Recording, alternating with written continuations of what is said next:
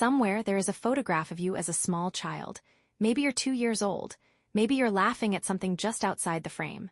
Someone was holding you, someone was watching you, and you have absolutely no memory of any of it. Not a fragment, not a shadow, nothing. Think about how strange that is. The first 3 years of your life were the most important years you will ever live. You learn to walk. You learn to speak an entire language from scratch, something no adult can do half as well. You learn that faces mean people, that hands mean holding, that this specific person is safe. You built the foundation of every thought you would ever have, and you cannot remember a single day of it. Here's what most people assume. Babies don't form memories. Their brains are too undeveloped, too soft, too unfinished. Nothing sticks. It's like trying to write on water. But the real answer is far stranger, because babies do remember. They remember beautifully, and then something comes and takes it away. The phenomenon has a name, and it comes from an unlikely source. In 1899, Sigmund Freud noticed that his adult patients could recall almost nothing before the age of 6 or 7. He called it infantile amnesia. Freud being Freud, he assumed the memories were still there, buried, repressed, hidden away because they were too disturbing to face. He was wrong about the reason, but he was right that something was being hidden. For most of the 20th century, the field simply accepted the obvious explanation. An infant brain is immature.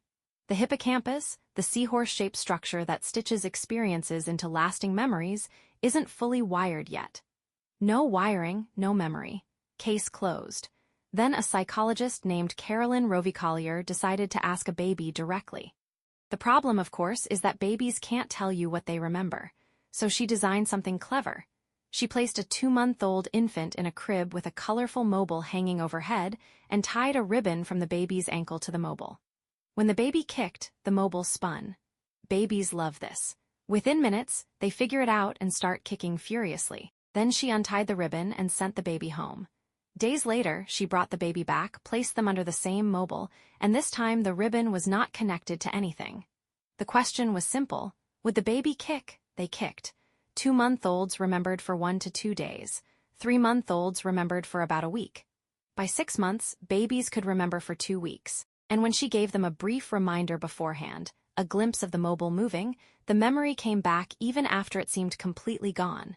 So the infant brain does record. It records, it stores, and it retrieves. The memories are real, which turns the entire question inside out.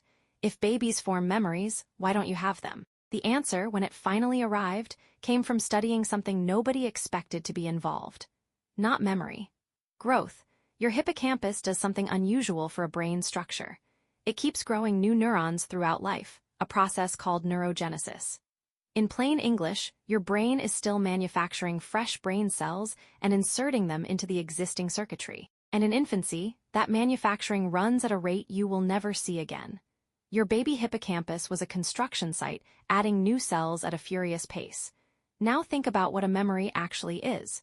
It isn't a file sitting in a folder. It's a specific pattern of connections between specific neurons. Wiggle those neurons, and the pattern smears. In 2014, the neuroscientists Paul Franklin and Sheena Jocelyn tested this directly. Working with infant mice, they found the same thing that happens to you. The young mice formed memories and then rapidly lost them. So the researchers tried something audacious. They took adult mice, whose memories are stable, and artificially increased the rate of neurogenesis. They cranked the construction back up. The adult mice started forgetting like infants. Then they ran it in reverse. They slowed neurogenesis down in infant mice. And those infants held onto their memories. Sit with that. The reason you cannot remember your second birthday is not that your brain was too weak to record it. It's that your brain was too busy building itself. Every new neuron that squeezed into your hippocampus jostled the connections that held your memories, and one by one, the patterns came apart. You forgot because you were growing. Your earliest memories were destroyed by the very process that made you capable of having memories at all. But wait. Modern imaging has pushed this even further, and what it found is almost unbearable. In 2025, a team led by the neuroscientist Nick Turk-Brown did something extraordinarily difficult. They got babies, some under a year old, to lie still inside an fMRI scanner while looking at pictures. Then they measured whether the infant's hippocampus lit up while looking at something new. And when it lit up strongly, the babies later recognized that image, staring at it longer than they stared at pictures they hadn't seen. The encoding machinery was working. In babies as young as 12 months, the hippocampus was doing exactly what your adult hippocampus does right now, laying down the trace of a moment. Which raises a possibility that changes everything. What if those memories are not destroyed? What if they were successfully written, and the problem is that you have lost the ability to read them?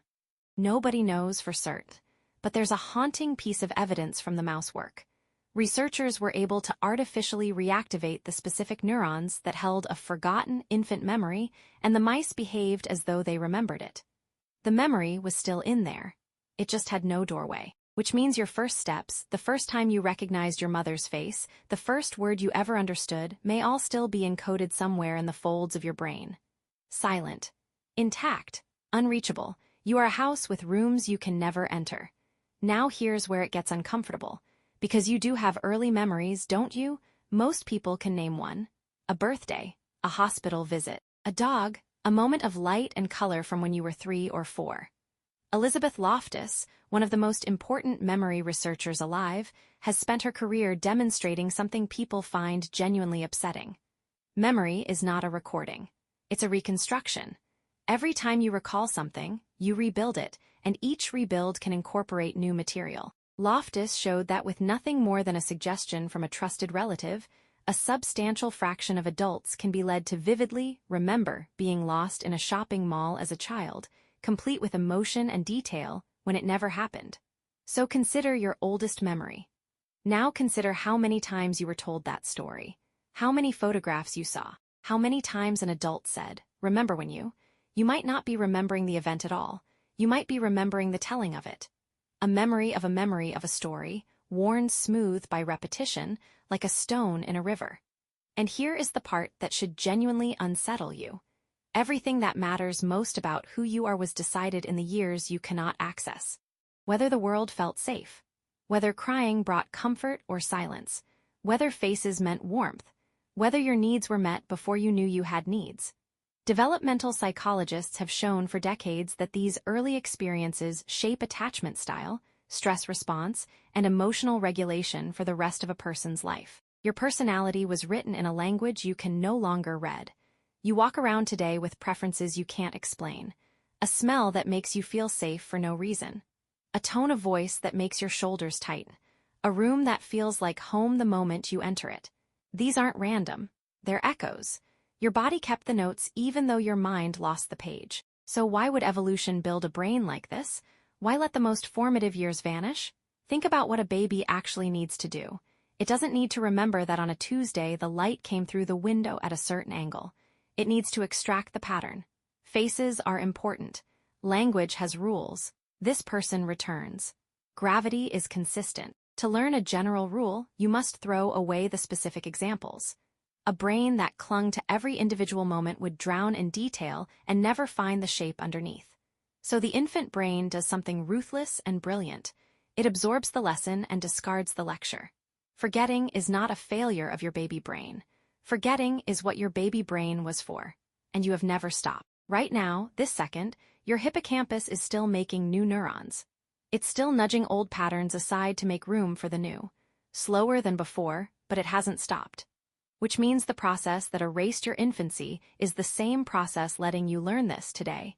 Every new thing you understand costs you something you used to hold. Consider what that means for the memories you have now, the ones you're certain of, the vivid ones. They are not photographs. They are drawings you have redrawn 1,000 times, each copy slightly further from the original, and you have no way to compare them to the truth. You never had a permanent record of your life. You only ever had a story you keep retelling yourself. So think about that photograph again. The one where you're 2 years old and laughing at something outside the frame. For your whole life, you probably looked at that image and felt a small sadness, a sense that a piece of you was lost, that some version of you existed and then simply evaporated, leaving nothing behind. But that child didn't vanish. That child is standing here right now, wearing your face, holding your habits, flinching at the things that frightened them and reaching for the things that comforted them. They gave you everything they had. Every lesson, every instinct, every piece of the machinery you are using at this exact moment to think this thought.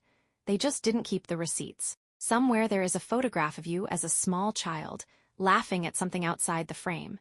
You will never remember that day. But you are not looking at a stranger. You are looking at the person who built you, working in a language you can no longer read, in a room you can never enter, and then quietly closing the door so that you could begin.